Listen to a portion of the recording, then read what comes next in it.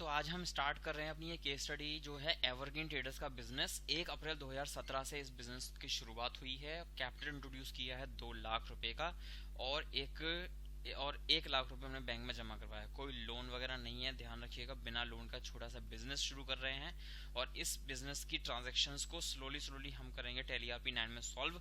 तो देखते रहिए किस तरीके से हम इस क्वेश्चन की ट्रांजेक्शंस को पूरा करते हैं, केस स्टडी को आगे बढ़ाते हैं टैली आरपी 9 में कंप्लीट क्रिएट करने के साथ। तो देखते रहिए हमारा ये वीडियो आईबीएफएल भारत में। तो शुरू कर लिया है मैंने अपना कंपनी क्रिएशन विंडो, जिसके अंदर मैं टाइप करूंगा अपनी कंपनी का नाम एवरग्रीन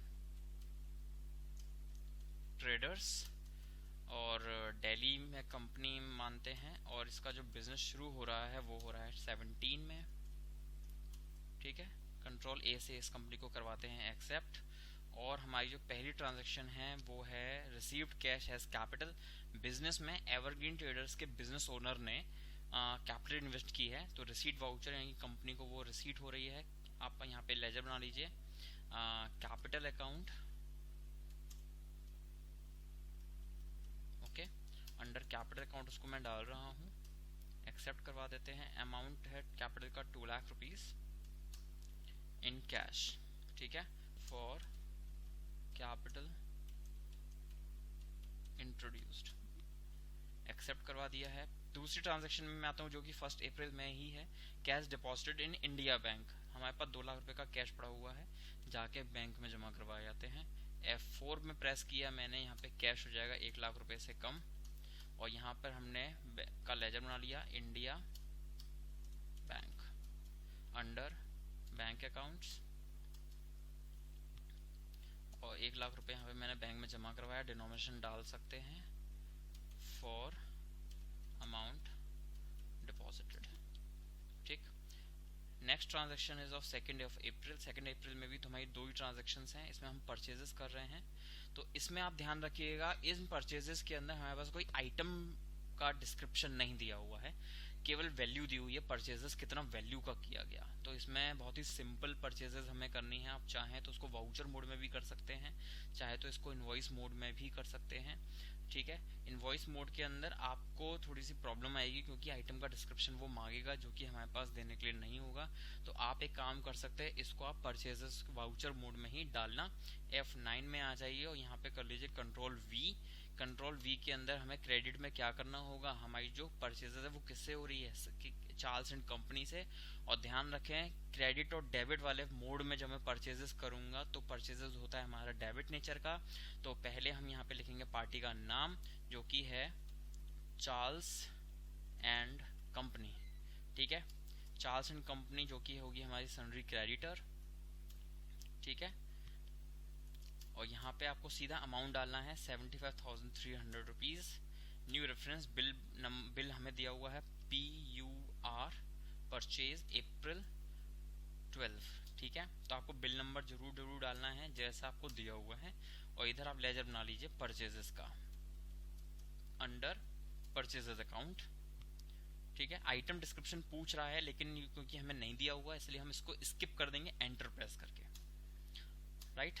और यहाँ पे नरेशन डाल दीजिए for purchases made on credit, accept करवा देते हैं इस ट्रांजैक्शन को। अच्छा, आप ध्यान रखिएगा हमारे पास आगे भी आने वाली हैं 2 परचेजेस।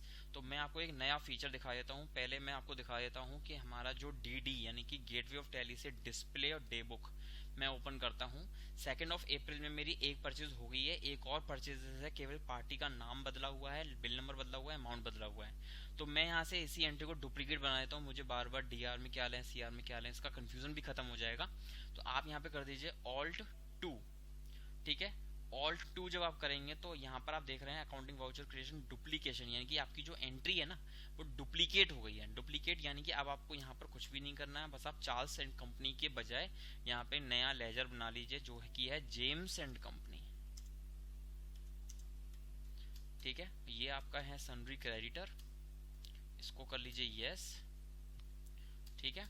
और यहाँ पर आपको डालना है जेम्स एंड कंपनी का अमाउंट 50,500। यहाँ पे न्यू रेफरेंस, यहाँ पे आपको बस बिल नंबर चेंज करना होगा जो कि हमारा 253, ठीक है। और इधर कर दिया मैंने परचेजेस, ऑब्वियसली परचेजेस ही रहेगा 50,500 से। और इधर आपकी नरेशन भी आपको डालने की ज़रूरत नहीं है, और इसको करवा दीजिए आप एक्सेप्ट। डेट भी आपकी सेम है। तो आपकी देख रहे हैं एक चार्ल्स एंड कंपनी का परचेज हो गया, एक जेम्स एंड कंपनी का हो गया, और तीसरा परचेज जो आप कर रहे हैं वो है डोनाल्ड एंड कंपनी का। तो डोनाल्ड एंड कंपनी के लिए आपको 3 चीज़ें चेंज करनी है। पहले डेट चेंज करनी है, फिर पार्टी का नाम चेंज करना है, फिर बिल नंबर, और फिर अमाउंट चेंज करना है। तो आप करिए ऑल्ट 2 में जाएंगे आप, यहाँ पर F2 दबाएंगे और यहाँ पे हो जाएगा 1 मई, ठीक है। और यहाँ पे आप लेजर बना लेंगे Donald and company, creditor obviously है ही वो अकेला, ठीक है। और इधर आप डाल दीजिए उसका अमाउंट जो कि है 60,500। बिल नंबर इनका हो जाएगा परचेज में 325, ठीक है। तो ये हमारा हो गया है तीसरा परचेजेस। आइटम डिस्क्रिप्शन स्किप करके और नरेशन को डालने की जरूरत नहीं है, क्योंकि ये भी क्रेडिट परचेज हो जाएगी हमारी, ठीक है। हमने 3 लोगों से कर लिया उधार परचेज, और अब हमारी शुरू हो रही है वेरिफिकेशन के बाद में purchases return. Charles and company को रिटर्न कर रहे हैं, डोनाल्ड एंड कंपनी को रिटर्न कर रहे हैं। तो आप देखते रहिए किस तरह से हम रिटर्न की एंट्री डालते हैं। आप आ जाइए बाहर और यहाँ पे करिए DD, और यहाँ पे अब आपको क्या करना है, एक नया वाउचर ऐड करना है। कौन सा? जेवी, क्योंकि मुझे करना है परचेजेस रिटर्न, इसलिए मैंने आपको बताया है उसको जेवी में करें, क्योंकि अभी हमारा डेबिट और नोट और क्रेडिट नोट वाला जो फीचर है वो अभी हमने डिस्कस नहीं किया है, इसलिए मैं अभी उसको यूज नहीं कर रहा हूँ। अदरवाइज आप उससे में भी रिटर्न वाली एंट्रीज कर सकते हैं। तो मैं करूंगा जेवी ओपन, और जेवी ओपन करने के लिए आप आ जाइए ऑल्ट A में, जहाँ पे आपका होता है वाउचर क्रिएशन, वहीं की वहीं, यानी कि जो भी आप रिपोर्ट देख रहे हैं का डे बुक है या फिर उसका लेजर ओपन करा हुआ है, वहां पर आपको अगर वाउचर एंट्री करनी है कोई नई, तो वहां पर आप ऑल्ट A प्रेस कर सकते हैं, और वहां पे आपका एक ब्लैंक वाउचर ओपन हो जाएगा, और वहां पर आप प्रेस कर दीजिए F7।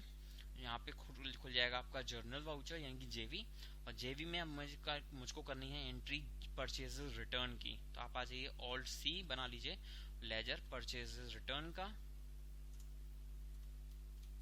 ठीक है, परचेज रिटर्न अंडर परचेजेस, ठीक है। और ध्यान रखिएगा अभी हमारा डेबिट में है, तो डेबिट में हम क्या लिखेंगे, जिसको हम सामान रिटर्न कर रहे हैं। कौन है वो जिसको हम रिटर्न कर रहे हैं? वो है चार्ल्स को हमने 10,000 रुपये का सामान वापस करना है। डेट है हमारी 1 मई, ठीक है। तो हमने ये एंट्री कर दी है अगेंस्ट, यानी कि जो हमारा बिल आया था अप्रैल 12 नंबर का, उसके अगेंस्ट मैंने 10,000 रुपये की रिटर्न करी है। 75,300 का बिल था, 10,000 कट के हो गया है वो 65,300। और यहाँ पे हम लेजर ले लेते हैं परचेज रिटर्न का, ठीक है। और यहाँ पे नरेशन डाल देते हैं फॉर रिटर्न मेड, एक्सेप्ट करवा देते हैं। अब इसी ट्रांजैक्शन का मुझे करना है दूसरा ट्रांजैक्शन, क्योंकि हमारा ये भी अब चेंज होगा। एक और रिटर्न हमें करना है, वो है डोनाल्ड एंड कंपनी को 25,000 रुपये का। बस हमें डेट चेंज करनी है, अमाउंट चेंज करनी है और पार्टी चेंज करनी है। तो यहाँ पे भी ऑल्ट 2 कर दीजिए और F2 कर दीजिए। हमें किस डेट को चेंज करना है? 2 मई को। यहाँ पे कर दीजिए डोनाल्ड एंड कंपनी, अमाउंट है 25,000 रुपये का जो हम रिटर्न कर रहे हैं, अगेंस्ट बिल 325, और अमाउंट इज 25,000 रुपये, परचेज रिटर्न, और इधर भी हमारा वही नरेशन रहेगा फॉर रिटर्न मेड, ठीक है। हमने डोनाल्ड से कितना सामान खरीदा था? 5,500 का। 25,000 हमने उसको वापस भेज दिया है, 35,500 का हमारा बिल बच रहा है, ठीक है। चलिए अब आ जाते हैं हम अपने वाउचर्स में नॉर्मली, और अब हमें देखते हैं अब अगली एंट्री जो कि हमारी 2 मई में ही है। 2 मई में आएगा हमारा cash purchase from Victor company. एक नई पार्टी है जिससे हम खरीद रहे हैं सामान, विक्टर कंपनी, लेकिन कैश परचेजेस है, कैश हम तुरंत दे रहे हैं। तो विक्टर एंड कंपनी का लेजर बनाने की आवश्यकता नहीं है। कैश लिखकर आप कर दीजिए यहाँ पे 35,600, ठीक है। और यहाँ पे आपकी आ गई परचेजेस, और इधर आपने लिख दिया for cash purchases made, accept करवा देते हैं। कोई बिल नंबर भी नहीं दिया होता हमें इसका, ठीक है। अब आ जाते हैं हम अपनी डेट चेंज करते हैं यहाँ पे 1 जून। 1 जून में हमारी ट्रांजैक्शन हो रही है स्टार्ट सेल्स की। तो हम आ जाते हैं F8 के अंदर, और F8 में हम कर दे कंट्रोल V, हमारा हो जाएगा ये वाउचर मोड। और इधर हमने करना है डेबिट में पार्टी का नाम, डेबिट में पार्टी का नाम यानी कि हमारा है जेम्स ट्रेडर्स, ऑल्ट C करिए और लेजर बना लीजिए जेम्स ट्रेडर्स। ये हमारे सनरी डेटर पार्टी का बिल यस कर लीजिए, और हमारा जो सेल अमाउंट है दैट विल बी 1,25,000 रुपये। ठीक है, और बिल नंबर है जो हम इनको दे रहे हैं वो है सेल्स जून 001। ठीक है, ये हमारी सेल बिल है, और यहाँ पे हम लेजर बना लेते हैं सेल्स का अंडर सेल्स अकाउंट। ठीक है, और नरेशन डाल देते हैं for sales made on credit, made in credit, accept. Next transaction के लिए हम वही काम कर रहे हैं जैसे मैंने पहले किया था। आ जाइए डी के अंदर, और यहाँ पे इसका कर दीजिए डुप्लीकेशन। एक और सेल हमारी 1 जून में ही है, ऑल्ट 2, और यहाँ पे जेम्स की जगह लेजर बना लीजिए विक्टर ट्रेडर्स, और इधर हमने बना लिया है सन्ड्री डेटर। बिल कर लो यस, करवा दिया एक्सेप्ट हमने इसको, और इसका जो बिल अमाउंट है वो है 1,75,000 रुपये। ठीक है, और इसका जो बिल नंबर रहेगा वो रहेगा 002, bill amount 175, sales amount bill 75 and for sales made in credit. ये वाला काम भी हो गया हमारा। और जो तीसरी सेल हम कर रहे हैं ऑल टू F2 कर दीजिए, तो तुरंत यहाँ पे हो जाएगा ये 2 जून, और 2 जून पे हमारा है स्मिथ ट्रेडर्स।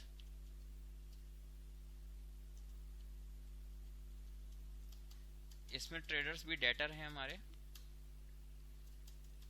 और हमने इनका अमाउंट डालना है 75,000 रुपीज़।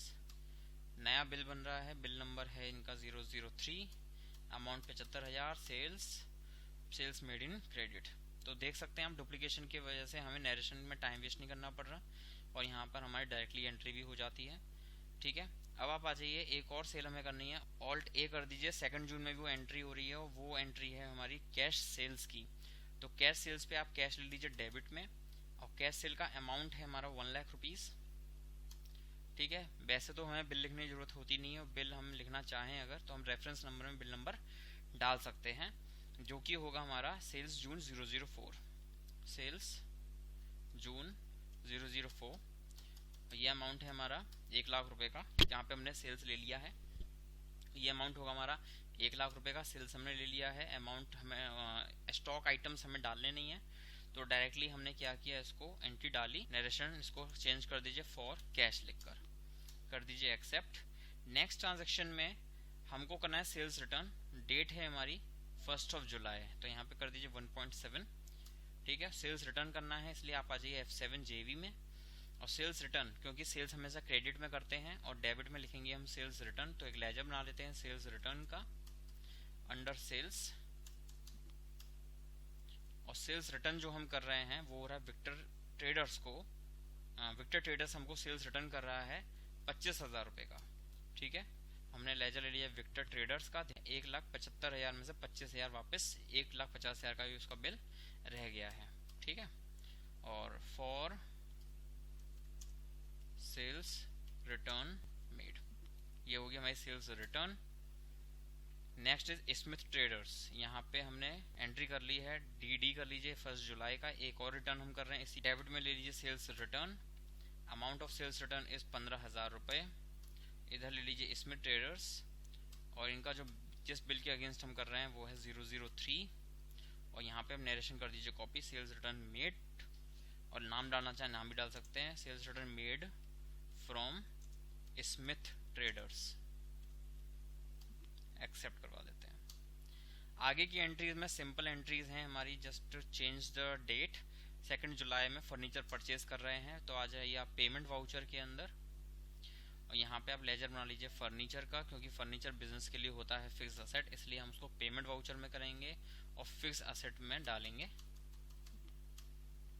ठीक है, फिक्स असेट 25,000 रुपये का हमने लिया ये, और हमने इसको कैश दिया होगा, कहीं क्रेडिट लिख नहीं रहा, बैंक लिख नहीं रहा, और यहाँ पे नरेशन डाल देते हैं फॉर फर्नीचर परचेज्ड, करवा दिया है हमने एक्सेप्ट।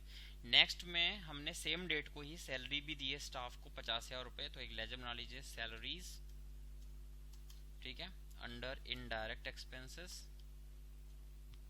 ठीक है, और ये है 50,000 रुपये की सैलरी, कैश में दे देते हैं क्योंकि चेक इसमें भी मेंशन नहीं है, for salaries paid to staff. आगे बढ़ते हैं 1 अगस्त की तरफ 1.8, और यहाँ पर हम पे कर रहे हैं वेजेस ऑल्ट सी करिए, वेजेस पे आ जाइए। ये हमारे डायरेक्ट एक्सपेंसेस होते हैं, क्योंकि हमें यहाँ पे पता नहीं है ये मैन्युफैक्चरिंग कंसर्न है या ट्रेडिंग कंसर्न है। आप मैन्युफैक्चरिंग समझ के इसमें वेजेस अलग से हमें दिए हुए हैं।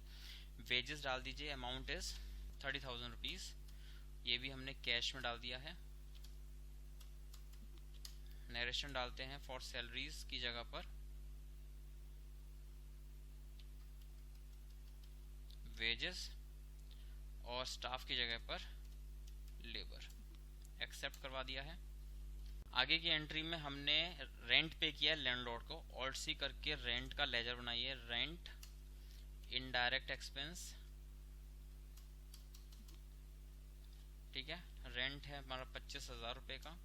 कैश में पेमेंट कर देते हैं for rent paid to landlord, ठीक। नेक्स्ट ट्रांजैक्शन 2 अगस्त में। 2 अगस्त के अंदर इलेक्ट्रिसिटी डिपॉजिट और इलेक्ट्रिसिटी चार्जेस दोनों आ रहे हैं, तो एक ही बार में एंट्री कर देते हैं क्योंकि दोनों सेम डिपार्टमेंट के एक्सपेंसेस हैं। तो पहले कर लीजिए इलेक्ट्रिसिटी, ऑल्ट सी करिए, इलेक्ट्रिसिटी सिक्योरिटी डिपॉजिट,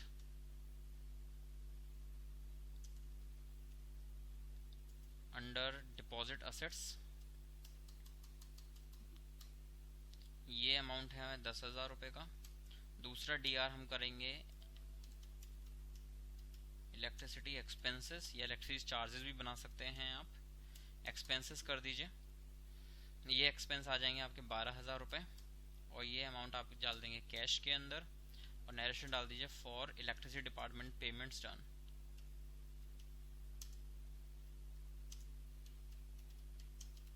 और जो भी आपको रसीद मिली हो उस रसीद का नंबर यहाँ पे डाल के आइटम क्लोज कर दीजिएगा।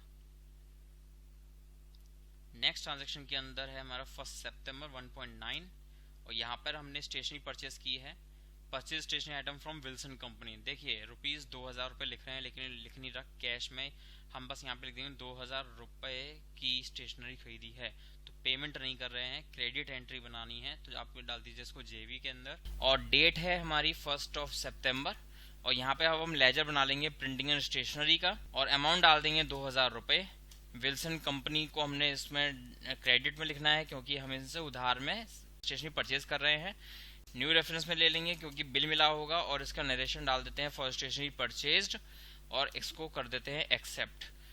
नेक्स्ट ट्रांजैक्शन जो है हमारी वो है 1 मार्च की, जिसके अंदर हमें बता रखा है कि हम 2 जुलाई को जो फर्नीचर हमने परचेज किया था वो फर्नीचर हम 1 मार्च को सेल आउट कर रहे हैं, जिसको हमने 8 मंथ्स यूज कर लिया प्लस 10% का डेप्रिसिएशन उस पर लगाना है। तो ध्यान रखिएगा हमको फर्नीचर बेचने पर जो पैसा आ रहा है यानी कि रिसीव हो रहा है, इसलिए इस एंट्री को हम रिसीट में कर सकते हैं। तो आप आ जाइए F6 के अंदर, फर्नीचर को ले लीजिए। फर्नीचर आपका 25,000 रुपये का जो कि खत्म हो रहा है। डेबिट में आप ले लेंगे कैश, जो कैश आपको रिसीव हो रहा है जो कि है 12,000 रुपये। और यहाँ पर ऑल्ट सी करके एक लेजर बना लेते हैं डेप्रिसिएशन का। Depreciation on furniture at the rate 10%। इसको मैंने डाला इनडायरेक्ट एक्सपेंसेस के अंदर और अब डेप्रिसिएशन कैलकुलेट करते हैं। तो डेप्रिसिएशन हमारा आएगा, ऑल्ट सी कर लीजिए, यहाँ पर कैलकुलेटर ओपन हो जाएगा और अब इधर हम करेंगे 25,000 का, पहले तो कर दीजिए 10% और उसके आगे लिखिए 8 डिवाइडेड बाय 12। कैलकुलेट करने के लिए देख लीजिए किस तरह से आपने काउंट किया है। जुलाई में परचेज किया था, जुलाई, अगस्त, सितंबर, अक्टूबर, नवंबर, दिसंबर, जनवरी, फरवरी। ओके, मार्च की पहली तारीख को मैं बेचा हूँ तो मार्च को एक्सक्लूड कर देंगे, तो हमारा फेब तक 8 मंथ्स हमारे कैलकुलेट हो रहे हैं, तो इसलिए मैंने 8 डिवाइड बाय 12 किया। तो हमारा जो डेप्रिसिएशन आ रहा है वो आ रहा है 1,666.67। ये हमारा डेप्रिसिएशन हो जाएगा। अब हम बाकी लास्ट में हम कैसे बैलेंस करेंगे उसको, कौन सा लेजर ऐसा लें जो कि हमारा जो हमारी ये एंट्री है ये बैलेंस हो जाए। इसके लिए हमको करना पड़ेगा, एक लेजर क्रिएट करना पड़ेगा। ऑल्ट सी करके आ जाइए आप, loss on sale of furniture. तो फर्नीचर जो हमने बेचा है वो हमारा लॉस में जाएगा और ये हमारा जो लॉस हो रहा है 11,333 का लॉस हो रहा है, जिस पे हम अपना फर्नीचर बेच रहे हैं। उसका नरेशन कॉपी कर दें for furniture sold and loss occurred. तो ये हो गई है हमारी लास्ट ट्रांजैक्शन और इसको एक्सेप्ट करवाते हैं। और अब हम आपको दिखाते हैं हमारी बैलेंस शीट का स्टेटस। और बैलेंस शीट हमें दिखाती है प्रॉफिट 1,16,100 का। फर्नीचर हमारा खत्म हो ही चुका है, क्लोजिंग स्टॉक हमारा कुछ है नहीं, डिपॉजिट हमारा 10,000 रुपये इलेक्ट्रिसिटी का, डेटर 335, क्रेडिटर 153, ठीक है। तो और अब हम आपको दिखाते हैं प्रॉफिट एंड लॉस ओपन करके, जिसके अंदर हमारा जो इनडायरेक्ट एक्सपेंसेस हैं वो हमारे चेंज हो जाते हैं, जिसके अंदर हमारा इनडायरेक्ट एक्सपेंस 1,02,000 रुपये का दिखाता है, नेट प्रॉफिट 1,16,100 का दिखाता है, और हमारे यहाँ पे सेल्स रिटर्न, परचेज रिटर्न भी शो कर रहा है। तो आप भी इस केस स्टडी को अपने पास सेल्फ ट्राई कीजिए, हमारे इस बैलेंस शीट और प्रॉफिट एंड लॉस से अपनी बैलेंस शीट और प्रॉफिट एंड लॉस को मैच कीजिए। अगर कोई भी डाउट आता है, कहीं पे मिसमैच होता है डेटा में, तो आप हमसे पूछिए, क्वेरीज रेज करिए। क्वेरीज रेज करना बहुत ज़्यादा इंपॉर्टेंट है। कई बार क्या होता है, क्वेरीज आपकी जो क्वेरीज होती हैं वही क्वेरीज किसी और की होती हैं और वो पूछ नहीं पाते किसी रीज़न की वजह से, तो आपके ज़रिए उनकी क्वेरीज भी सॉल्व हो जाती हैं। इसलिए क्वेरीज को रेज करना बहुत ज़्यादा ज़रूरी है। तो क्वेरीज रेज करिए, जिससे कि हमें भी पता चले कि आपको कोई प्रॉब्लम अगर आ रही है तो वो क्यों आ रही है, और अगर नहीं भी आ रही है तब भी आप हमको अपना जो क्वेश्चन है उसका इस बैकअप लेके, स्क्रीनशॉट लेकर हमें मेल कर सकते हैं, व्हाट्सएप कर सकते हैं, so that we can understand, we can know about that you are performing your activities at home also, and जैसे कि हमें भी थोड़ा मोटिवेशन मिले कि आप लोग कर रहे हैं और हम ये वीडियोस जिसके लिए डाल रहे हैं उनको बेनिफिट मिल रहा है। तो प्लीज़ प्लीज़ प्लीज़ इस केस स्टडी को अपने पास जरूर सॉल्व करें, और जो भी केस स्टडीज़ मैं आगे डालने वाला हूँ उनको ज़रूर देखिएगा और उनको वीडियोस को शेयर कीजिएगा ज़रूर, अपने जो भी नियर वंस हैं, जो आपके फ्रेंड्स हैं, उनके लिए आप शेयर कीजिए। तो उम्मीद करते हैं आपको ये वीडियो हमारा पसंद आया होगा। हमारी वीडियोस को शेयर करें, सब्सक्राइब करें हमारा चैनल, फर्दर वीडियोस के लिए, नोटिफिकेशन के लिए बेल आइकन हिट नहीं करना, कोई बात नहीं है, आप बार बार नोटिफिकेशन से परेशान रहें, आप बेल आइकन हिट मत कीजिए। लेकिन हाँ, जब भी आपको यूट्यूब ओपन करें तो IBFL भारत जरूर सर्च करें, जिसके अंदर आपको लेटेस्ट वीडियोस जरूर मिलेंगी, और उनको देखिए, उनसे कुछ सीखिए, इवन आप सिखा भी सकते हैं हमारी वीडियो से। तो होप फॉर द बेस्ट और good bye, see you again soon. नई वीडियोस के साथ जरूर जल्दी आएंगे आपके सामने, तब तक के लिए गुड बाय।